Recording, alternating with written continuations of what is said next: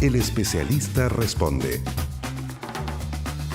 Bienvenidos al Especialista Responde. Los invitamos a participar usando el hashtag con el nombre del programa y hacernos llegar sus comentarios y preguntas. El verano es una época más propensa para las lesiones traumatológicas. Esguinces de tobillo, fascitis plantar, tendinitis son solo algunas de las lesiones más comunes. ¿Por qué pasa esto? Bueno, le vamos a preguntar directamente a quien nos acompaña, el doctor Nicolás Thum. ¿Usted me corrige? ¿Está bien? Muy bien. Traumatólogo especialista en medicina deportiva de Clínica Universidad de los Andes. ¿Cómo está, doctor? Muy bien, muchas gracias. Feliz de estar acá, Pascal. Sobre todo informando un tema estival, se podría decir, las lesiones más comunes del verano. Estas que mencioné, ¿se agregan otras adicionales? ¿Cuáles son las más frecuentes que le toca a usted, por supuesto, ver en época de verano? Claro, por lo que tengo entendido, vamos a hablar más bien de lesiones que se generan por deportes en el cerro, trekking, senderismo, gente que va a recorrer parques nacionales, caminatas de verano en general. En general, más bien extremidades inferiores, son lejos lo más frecuente, como bien comentaban, torsiones de tobillo probablemente son lejos las más frecuentes, pero también hay un montón de esas como traumáticas, agudo porque alguien se torció, se cayó, pero también hay varias que son por sobrecarga, en el fondo hay gente que a veces no está muy acostumbrada, no ha hecho mucho deporte en el año y va en el verano a algún lugar y encuentra un cerro y dice, ya quiero ir a subir a este cerro, quiero subir a este volcán, y obviamente ahí pueden venir otros dolores por sobrecarga, dolores en las rodillas, dolores en los tobillos, incluso en extremidades superiores que obviamente podemos ir desglosando después con calma durante la conversación. Doctor, ¿y qué es lo que se encuentra con mayor preponderancia? ¿Qué es lo más grave que puede pasar si uno llega y sube un cerro sin preparación, por ejemplo?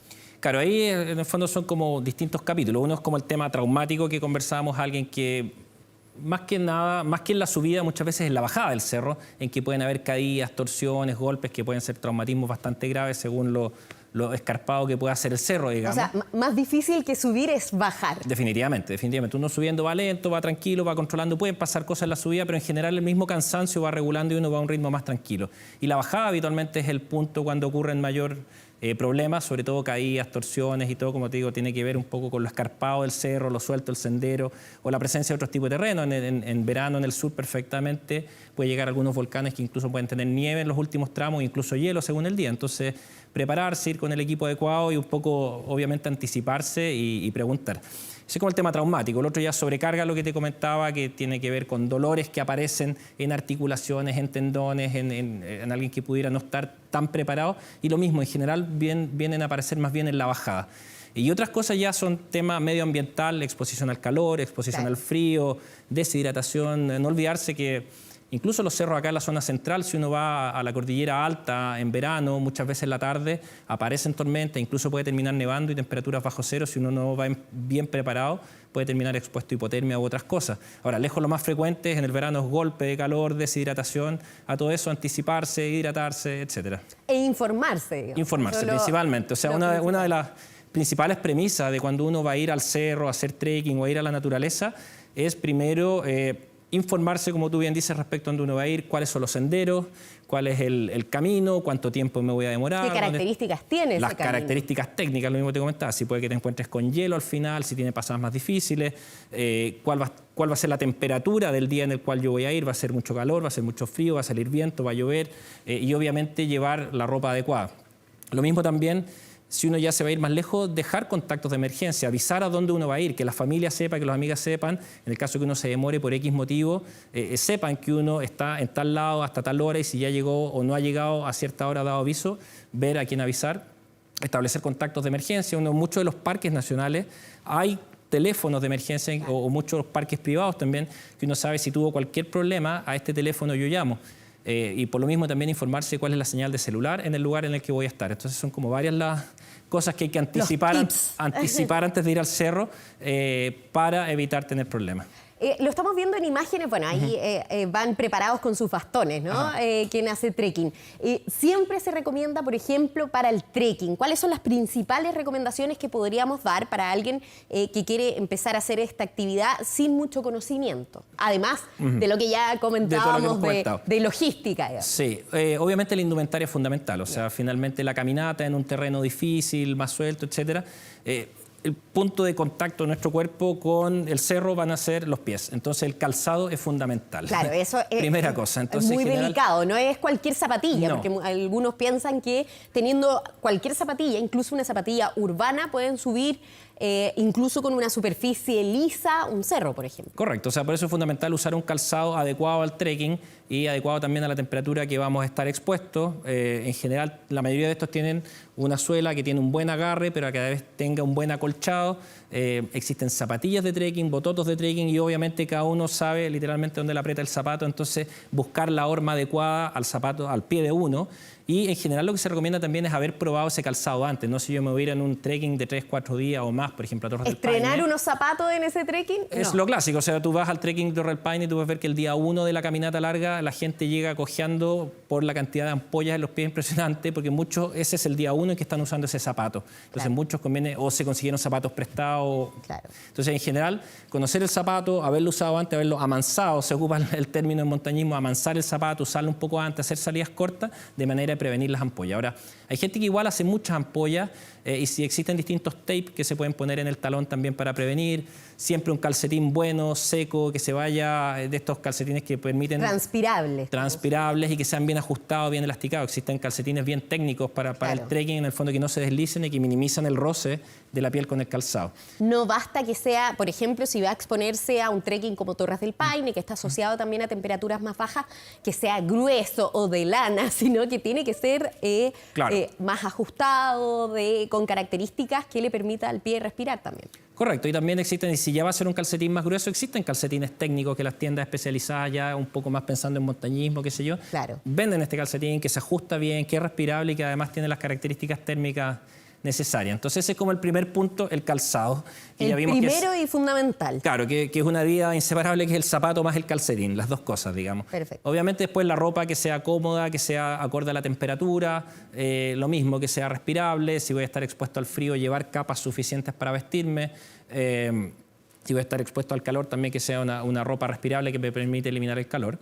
Y segunda indumentaria técnica que tú comentabas son los bastones. Claro. Yo personalmente siempre los recomiendo. Hay, obviamente, según gusto. Hay gente que ya es más experimentada en trail running y otras cosas que ellos no ocupan. Y obviamente ya hay gente que conoce muy bien el deporte. Pero si estamos hablando de la gente que no practica habitualmente trekking y que de vez en cuando quiere ir a hacerlo, nunca está de más. Te da 2 puntos más de apoyo.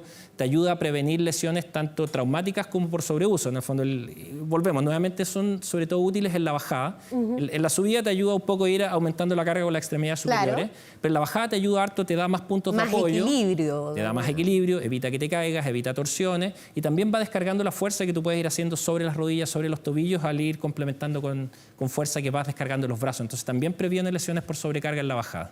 Ha mencionado varias veces el término sobrecarga. ¿A qué se refiere y en qué deporte se encuentra este tipo de trastorno, se podría decir? Claro, es que uno habla como genéricamente entre lo que vemos nosotros, traumatología, en el fondo, lesión traumática, el que de un Claro. minuto a otro no tiene nada, va y se tuerce, se Claro. cae, se quiebra un hueso, se quinza un ligamento. Y sobrecarga es algo que es una carga repetitiva, pero que es de baja magnitud, por así decirlo, pero llega un punto... Con la acumulación La termina acumulación de esta afectando. carga repetitiva llega en un minuto en que comienza a generar un dolor. Ese Ya. dolor va a depender de qué es lo que esté comprometiendo.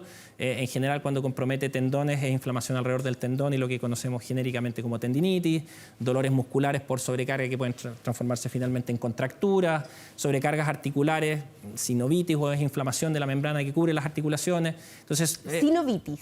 claro, todas las articulaciones, además de donde contacta un hueso con el otro, que en el fondo se lubrica por un líquido, todo esto está envuelto en un espacio fibroso y además tiene una membrana finita por dentro que se llama membrana sinovial, que es la que genera este líquido que lubrica y que tiene toda la función como de nutrir a la articulación. Pero cuando esta se inflama, aumenta la producción de líquidos, se engruesa esta membrana, eso se llama sinovitis y es uno de los principales responsables de dolor articular por sobrecarga agudo, entre comillas, después de un esfuerzo. Claro, y esta sobrecarga también se puede dar por equipamientos de alto peso. ¿Cómo podemos saber cuánto peso podemos cargar, por ejemplo?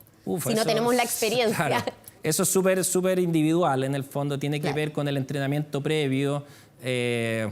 Uno ve las mochilas en trekking largo, volvemos al ejemplo de Torres del Paine, que cuando uno se hace el trekking largo, que son aproximadamente 9 días. Claro, si uno está aportando claro. una carpa, es distinto a si uno está haciendo base. Claro, la gente un poco quiere ser autosuficiente. En general no se recomienda pesos mayor al 20% del peso corporal, pero también tiene que ver cuál es mi peso corporal. En el fondo, ¿estoy en el peso que realmente me corresponde o estoy con sobrepeso? Claro. Entonces, obviamente, lo mismo, es entrenarse, probarse y ver cuál es el peso que uno puede cargar cómodamente. Entonces, lo mismo, la recomendación a alguien que quiere hacer un trekking corto con una mochila para el día en el cual vas a llevar agua, comida, tu cortaviento y crema para el sol, da lo mismo, no son más de 3, 4 kilos. Claro. Pero alguien que ya va a ir a un trekking largo, se aconseja que haya entrenado previamente con mochilas pesadas, o sea, que haya hecho No basta solo con hacer trekking para entrenar el trekking, sino que en todas las condiciones en las que va a realizar ese deporte. Claro, es otra cosa andar con una mochila pesada. Entonces, alguien que no lo hay gente que ya está acostumbrada y ha hecho cursos de montañismo y ha hecho montañismo y hacer un trekking largo no es problema porque ya ha estado expuesta.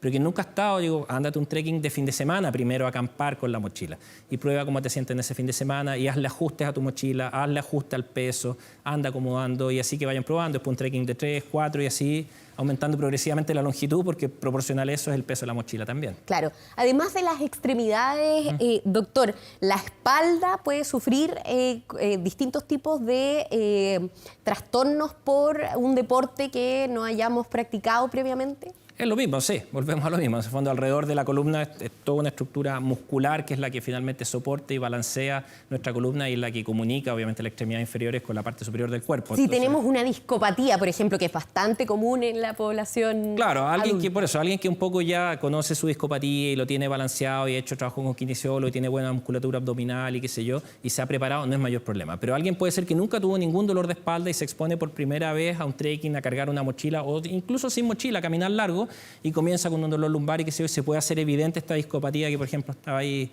un poco latente. Claro. Entonces, lo mismo, volvemos, una caminata larga de un día completo, de más de un día, requiere una preparación física y obviamente si queremos disfrutar del paseo y que sea simplemente sacar fotos, compartir con los amigos y pasarlo bien, es fundamental haber hecho una preparación previa, no solo en lo teórico que comentábamos con respecto a la información, sino que ojalá también entrenarse en todo sentido, en el fondo, lo que comentábamos de exponerse a las distintas cargas y también tener una preparación física de base. A veces no basta con el simple hecho de salir a caminar al cerro previamente, sino que conviene complementar con entrenamiento funcional asociado, porque yo por mucho que suba cerro, hay cierta musculatura que voy a requerir en ciertos momentos y que necesito un entrenamiento específico, sobre todo lo que es la región central, y compensar y balancear la extremidad. Entonces, claro, 1 o 2 sesiones de entrenamiento funcional a la semana para cualquier deporte nunca están de más. O sea, mucho tiene que ver con estas lesiones de verano, se podría decir, los sedentarios que somos en invierno. Acá tratamos de promocionar, digamos, una vida saludable que incluye, por supuesto, la actividad física, pero se genera esta paradoja, cómo motivamos a hacer más deporte evitando lesiones o trastornos. Siempre habría que recurrir a un especialista, si se puede, por supuesto, para comenzar a practicar una actividad outdoor, como es el trekking u otra de las actividades que se realizan con mayor frecuencia durante esta época estival. Claro, uno siempre lo recomienda. Obviamente ese especialista no necesariamente tiene que ser un médico, eso es importante, porque si finalmente uno dice, oye, mira, si tú quieres empezar a hacer el trekking tienes que cumplir con todos estos chequeos, estás poniendo una barrera para que la gente comience a practicar el deporte. Y no queremos desmotivarlo. Ese es el punto, entonces queremos que la gente vaya. Entonces, en este minuto sí hay muchos grupos, muchos de ellos guiados por, son más bien profesores de educación física que se han especializado en estos temas, o a veces que son guías outdoors que tienen formación en entrenamiento. Entonces hay muchos grupos de entrenamiento de trekking, de trail running o de grupos de caminata, hay varios y en general Chile, que es un país montañoso, prácticamente en cada localidad cada sendero tiene su algún asesor. grupo que está entrenando y qué sé yo. Entonces, más que nada yo recomiendo eso, unirse a algún grupo que tenga un entrenador, que les da una pauta con respecto a las distancias que tienen que recorrer, a cómo descansar después, a cómo reponerse, qué es lo que hay que elongar antes, qué es lo que hay que elongar después y qué ejercicio hacer durante la semana. Y de esa manera uno tener como un entrenamiento sistemático a lo largo del año y que pasa a ser el deporte de uno. Y uno lo ve, yo frecuento los cerros varias veces y uno ve que hay muchos grupos que están con sus entrenadores y eso año a año ha ido creciendo cada vez más y eso es súper llamativo y es muy bueno. En el fondo tú ves que la gente se ve cada vez más preparada, cada vez más entrenada y así cuando ya llegue el verano no es algo inhabitual, sino que lo que la gente está haciendo todo el año. Y en eso en Chile tenemos montañas, la cordillera de la costa, la cordillera de los Andes, prácticamente en todo Chile. Es algo muy accesible para todos practicar este deporte que además nos conecta con la naturaleza. ¿Y usted que lo practica, doctor? ¿Finalmente es para todos? Definitivamente. O sea, yo estoy más vinculado al mountain bike, también hago algo de trekking, pero Es para al todos, mountain obvio. bike. Sí, ahí es donde estoy más involucrado. ¿Subida o...? Subida y bajada en bicicleta, que va muy Más de la mano. arriesgado. Van muy de la mano. En este minuto se está practicando muchos de los Sí. cerros, mucho trekking, mucho mountain bike, que es una manera también más entretenida, como uno quisiera llamarle, de agregarle una Un máquina. plus, claro. Y hay muchos senderos para las dos Velocidad, cosas. etcétera. Y son muchos senderos que se comparten. También Claro. es fundamental también el respeto entre trequeros y ciclistas, Claro. en el fondo, en las distintas áreas. ¿Pero es para todos? Es para todos, definitivamente. Con estas consideraciones, o sea, uno ve, como digo, yo voy habitualmente al cerro y uno ve desde familias con niños chiquititos en mochila, con todas las precauciones que corresponde llevar a un Claro. niño de meses en la espalda, digamos, pero se puede hacer hasta adultos mayores o familias completas que tú ves que van a caminar y cada uno regula la distancia que quiere recorrer, el terreno que quiere recorrer, si quiere llegar a hacer un picnic, si quiere hacerlo corriendo. Es absolutamente para todos. O sea, finalmente basta la motivación y también la preparación por algún lado para que no termine siendo un problema o derive en alguna lesión. Vamos a seguir conversando, doctor. También les hacemos un llamado a todos para que sigan haciéndonos llegar sus comentarios y preguntas a través del hashtag El Especialista Responde. Vamos a una breve pausa y ya regresamos. ¿Se ha preguntado de observar los detalles? La mácula es la responsable de que usted pueda leer, enhebrar una aguja y distinguir las caras de las personas. Las enfermedades de la mácula pueden afectar a niños y adultos, pero podemos prevenir sus complicaciones con exámenes y tratamientos realizados a tiempo. Visite a su oftalmólogo y cuide su visión. Clínica Oftalmológica Mira, ver bien, vivir mejor.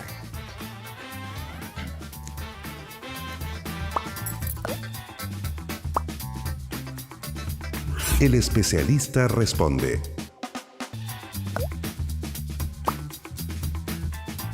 El especialista responde.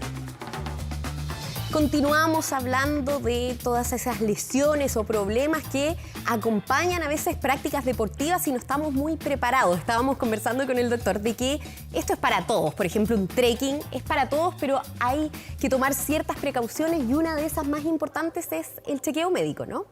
Correcto, o sea, como todo, cuando uno ya lo comienza a practicar de una manera sistemática, frecuente y comienza un poco una exigencia deportiva en alguien que no ha hecho mucho deporte en el año o muchos que ni siquiera en la vida dice ya voy a empezar a hacer trekking, idealmente aparte de toda la parte traumatológica debiera hacerse un chequeo cardiovascular. Existen ciertos factores de riesgo y pautas en el fondo que se identifica y que básicamente lo que busca es prevenir muerte súbita, que este deporte, la entretención no se transforme en una tragedia. Claro. Y con un chequeo relativamente simple, se llama evaluación preparticipativa y la mayoría de las clínicas lo ofrecen como servicio, consultar al médico general o médico deportólogo, o cardiólogo o médico internista, y muchos de ellos hacen toda esta evaluación que es una pauta de preguntas que busca detectar factores de riesgo, una pauta al examen físico y algunos exámenes según sea necesario. Y eso es para todo, no solo para el trekking ni una actividad outdoor, Para sino todo deporte, para todo deporte. El que ya lo quiera comenzar a practicar de una manera más sistemática y obviamente se va a ajustar según condiciones o preexistencias que tengan. Algunos ya tienen su tratante y si algunos mucho tiempo han estado sin deporte, consultar con su tratante y hacer una evaluación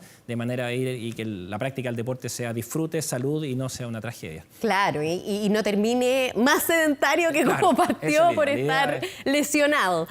Doctor, y bueno, nunca queremos que pase un accidente, pero tenemos que estar preparados siempre para ello. Usted ya lo mencionaba, el tema de los contactos de emergencia. ¿Qué otras precauciones deberíamos tomar si es que nos pilla el mal tiempo, si es que estamos enfrentando un lugar y sufrimos un tema traumatológico, una lesión traumatológica y nos quedamos botados, entre comillas? Claro, o sea, la mejor manera de poder reaccionar bien, entre comillas, frente a una emergencia es haberlo tenido, entre comillas, previsto. Es decir, saber qué hacer frente a uno, conocer el recorrido, conocer la climatología, tener todo eso claro. Saber si va a haber señal de celular o no en el recorrido que yo voy a hacer. Y eso muchas veces se sabe que algunas compañías tienen cobertura en algunos cerros, otros no. Entonces, anticiparme y ver si la compañía que tengo yo tiene cobertura y si no, saber cómo reaccionar. Muchos de los parques nacionales o parques privados tienen un teléfono de contacto de emergencia que te contacta con los guardaparques y ellos un poco montan el sistema de rescate según lo que esté ocurriendo y tú llamas a ese teléfono de emergencias y ellos te van a guiar qué es lo que tienes que hacer. Exactamente. Eso es como lo más simple y lo más fácil cuando está disponible. Ahora, si uno ya va a ir a lugares más remotos en que no hay señal de celular, importante dejar un contacto, avisar a la familia, algún amigo, yo voy a tal lado, de tal hora, qué sé yo. Eventualmente tener algún teléfono satelital si es que voy a estar más lejos para tener cómo contactarme, dejar establecido, como comentamos antes, los tiempos. Si yo tal día, tal hora no he bajado, atento que puede que esté pasando algo. Existen otros dispositivos también que no necesariamente son teléfonos satelitales. Claro, porque deben ser complicados de conseguirse. Claro, yo supongo que se pueden arrendar los teléfonos satelitales. Se pueden arrendar, y también hay otros más simples que son balizas satelitales, algunos que simplemente van mandando una señal cada cierto tiempo y le llega a contactos que yo dejé, estoy bien, está todo en orden, y si hay una emergencia dice SOS y marca el punto en el que estoy, y algunos que permiten mensaje texto y otros simplemente mandan el mensaje. Perfecto. Avisar a los guardaparques, al parque que yo voy a ir, todo esto en el fondo. Y si Sí, ya hay... en los senderos siempre a uno le dan la bienvenida, le dan algún Claro. tipo de inducción y siempre uno puede dejar los datos. Eso es para como lo que estén primero, es atentos, como sí. dar contacto en el fondo y establecer. Y obviamente cuando ya ocurre la emergencia, ahí ya existe todo un protocolo de ABC del punto de vista de atender la emergencia médica y también un poco entender lo que está pasando en la escena, que ya es un poco más largo, pero es básicamente quien ya se esté involucrando y que quiera practicar deportes outdoors y alejarse un poco más, tomar cursos de primeros auxilios en lugares remotos que te enseñan muy bien cómo atender frente a una emergencia, que va más allá de los primeros auxilios clásicos en ambiente urbano, sino que tiene ciertas características y te enseñan cuáles son las prioridades y cómo improvisar camillas y cosas con elementos disponibles. Hay varias compañías que dan estos cursos de primer auxilio en lugares remotos que yo los recomiendo absolutamente. Buenísimo, doctor. ¿Le parece que pasemos a las preguntas del público? La gente también quiere saber algunos detalles de, por ejemplo, si van a realizar alguna actividad al aire libre, de cómo prepararse. Veamos. Vane Valdés nos pregunta cuál es la mejor forma de prepararse físicamente para hacer trekking. Bien, un poco ya lo fuimos comentando a lo largo de la entrevista. Sí. O sea, es un poco conocer qué tipo de terreno me voy a mover y tratar obviamente de ir de menos a más. A veces conviene partir con una cierta preparación en ambiente urbano. Quien no lo ha hecho nunca, empezar a caminar. De a poquito. Empezar a trotar, después de a poco irse exponiendo a distintos tipos de senderos, inicialmente senderos ojalá no tan escarpados, más suaves, distancias que uno pueda ir dosificando e ir progresando en dificultad, tanto en longitud como en desnivel. Y asociarlo a sesiones de entrenamiento funcional 1 o 2 veces a la semana sería lo ideal. Y vuelvo a lo mismo, buscar un entrenador o asociarse a algún grupo que esté preparando para esto, que hay varios y esa es lejos la mejor manera de hacerlo. Estar en grupo. En grupo y asesorado Asesorarse. técnicamente cómo entrenar, porque el entrenamiento finalmente es súper personal en el fondo, Claro, es bien como a la que carta. depende de cada cuerpo, de cada uno, de cada resistencia, hay muchas cosas asociadas. Claro, y eso un entrenador que te haga una evaluación y diga esto es lo que necesitas tú y a eso dedicarse metódicamente a entrenarlo. Perfecto. Revisemos otra de las preguntas que nos han llegado a través del hashtag El Especialista Responde a través de distintas redes sociales. Jessima del Sur nos pregunta ¿cuál es la forma correcta de bajar un cerro según suelo? Mira, y pone cada uno de los suelos. Arena, piedra suelta, barro, etcétera. Bien, bueno, ahí lo que Debe comentábamos... haber algo de experiencia acá, yo creo, ¿no? Claro, lo que comentábamos antes, en el fondo, en general es la bajada el punto más complejo. Es donde uno se puede... Sí. Va a poner en mayor carga las extremidades inferiores, correr el riesgo de torcerse y habitualmente uno ya hizo todo el esfuerzo de la subida y muchas veces ya está fatigado para la bajada también. Con bastones, idealmente, ya agregamos 2 puntos. En lo personal, obviamente, tratar de seguir bien la huella, buscar la huella, no buscar alternativas. Muchas veces tratar de mirar y tener una muy buena mirada anticipando dónde están los puntos de apoyo. Uno definitivamente ve dónde están las zonas más sueltas y dónde hay alguna piedra que se asoma. Claro, sí, está tocar primero suavecito a ver si claro, uno va se anticipando y uno ya cuando ya tiene tiempo sabe cuáles son los puntos más firmes de apoyo. En general, siempre enfrentar la pendiente, la suela del calzado de trekking está diseñada para agarrar en dirección más bien antero-posterior que lateral. Hay mucha gente que se asusta y empieza como a bajar de lado. Sí, y la suela lateral no agarra mucho y la fuerza de control de las piernas de lado no es lo mismo. O sea, la pierna va a controlar mucho mejor si tú vas de frente. Porque se expone. Qué bueno saberlo, porque uno comete ese error de bajar así como de ladito. Claro, y va controlando y se afirma y como que se trata de agarrar del cerro, pero finalmente si tú quieres mantenerte de pie y sin tener que usar los brazos y los bastones, mucho mejor de frente, la planta del calzado bien tratando de poner toda la rugosidad de la planta contra el suelo y avanzar más bien de frente y frenando con flexión de cuádriceps, que es el músculo más potente que uno tiene en las piernas. Y obviamente en arena es más blando, muchas veces en arena uno puede correr y muchas veces si tú vas apoyando como la planta completa, en arena es más blandito y uno va como enterrando el talón como para frenar, por así decirlo. Se hunde, claro. Piedra suelta uno va... Es el más peligroso, muy atento, yo creo, muy porque firme y mucho riesgo de torsión. Y el barro es complejo. Sí, porque es resbaloso. Es resbaloso y muy impredecible, Sí. es bastante impredecible. Entonces, lo primero que yo aconsejo, ojalá con bastones, ir lento y tratar de anticipar cómo se comporta este barro, porque hay barros muy gredosos que Claro. finalmente te queda como una suela muy Y pesada. no puedes avanzar, como Claro, te queda. y hay otros barros más jabonosos. Entonces, tratar de tomárselo con calma, anticipar cómo se comporta este barro y a veces uno va como entre que patinando y caminando y hay un juego de equilibrio, Claro. un juego mental. Y usted lo comentaba también, la importancia del calzado para enfrentar este tipo de suelos es fundamental. Correcto. Pasemos a otra de las preguntas, la última que nos queda por revisar, porque ya se nos pasa volando el tiempo, Eso. doctor. Fran Tovar, a través de Instagram, nos pregunta, tengo una lesión, quiere una consulta personal. Eso. Tengo una lesión en el tobillo izquierdo hace un tiempo. Tuve una fractura, complicado, y creo que compensé con la rodilla derecha. Me suena y duele la rodilla. Sobre todo al subir el cerro. ¿Qué puedo hacer? Ay, pobre Fran Tovar. Bueno, pero esta pregunta es bastante frecuente, o sea, no, Sí. no es, porque obviamente cuando Uno tú tienes... queda con una lesión y uno piensa que queda crónica a veces. por Claro, y esto. también entender que en el fondo el cuerpo funciona como un todo. Entonces, que tengas tú el tobillo, si el tobillo no está del todo rehabilitado, inevitablemente vas a compensar con algo que esté más arriba. Entonces, probablemente aquí lo que debiera hacer es consultar con su tratante, chequear obviamente que esté todo en orden en el tobillo, si está todo en orden en el tobillo, ver qué es lo que está pasando más arriba. Y Quizás no habitualmente- exigirse tanto al subir el cerro si es que tiene ese dolor. Claro, ahora por eso, pero yo creo que probablemente aquí lo que más está faltando es una adecuada rehabilitación. Me da esa impresión, en el fondo, porque, y eso, después de una lesión quirúrgica, uno sabe que si yo le operé el tobillo a alguien, va a quedar todo atrofiado para arriba. Probablemente. Entonces, muchas veces hay que volver a trabajar el rango movilidad articular, la fuerza muscular, no solo alrededor del tobillo, sino que la extremidad completa, la otra extremidad, y a veces incluso la musculatura alrededor del tronco o todo el cuerpo. Entonces, Claro. todo lo que se llama un reacondicionamiento deportivo. Entonces, probablemente es eso, que consulte con su tratante, probablemente su tratante le va a derivar a algún kinesiólogo que haga compensar lo que falte compensar y de ahí volver nuevamente un entrenamiento sistemático y guiado. Yo creo que va por ahí. Que suene y duela no está bien. No está bien, definitivamente. Entonces hay que hacer una pausa y reevaluar qué está pasando acá. Perfecto. Muchísimas gracias, doctor. Se nos pasó volando el tiempo, pero también los invitamos a buscar más información sobre este tema en nuestro portal 24horas.cl y recuerde que también puede revisar este o cualquier otro capítulo del Especialista Responde en la sección Programas. Muchísimas gracias, doctor, de nuevo por darnos toda esta información tan necesaria, sobre todo en esta época. Gracias, feliz de estar acá. Y gracias a todos por su sintonía. Los invitamos a seguir informándose por 24 horas. Chao.